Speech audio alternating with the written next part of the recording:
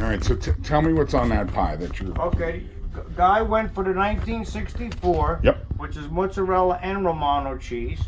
And then I recommended that he got the sweet Italian sausages, which we get from Sacco's Butcher Shop.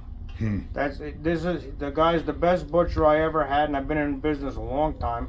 And then with the sweet bell peppers that we roast in the brick oven, I like that. Just what I need at 9 o'clock at night, but my wife will enjoy it with me. Great, let's get that puppy in the oven. All right. And then if you look in the oven,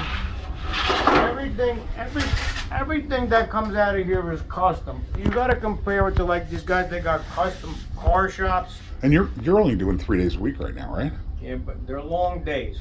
I gotta work from 6 in the morning to 10 at night for 3 days. Wow. That's the only way it gets It's gotta done. beat you up. Yeah, Very physical takes me job. 4 days to recover from all that. Yeah, that makes sense. Yeah. So, and I ain't getting no younger. Nope. But anyway, I've been working like this a long time, but it finally caught up with me. My father said he was waiting for me to hit the wall. Hey, you were kind enough to come down the shore. I had invited a few of our capo and whatnot. You came in.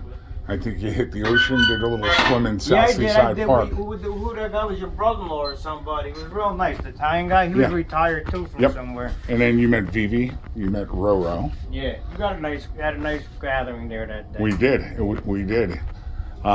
Hey, great to see you. Thank you so much, folks. Support Santillo's. Support all your small local businesses. True. Support all your small local businesses. Very well said. Thanks. Small box stores.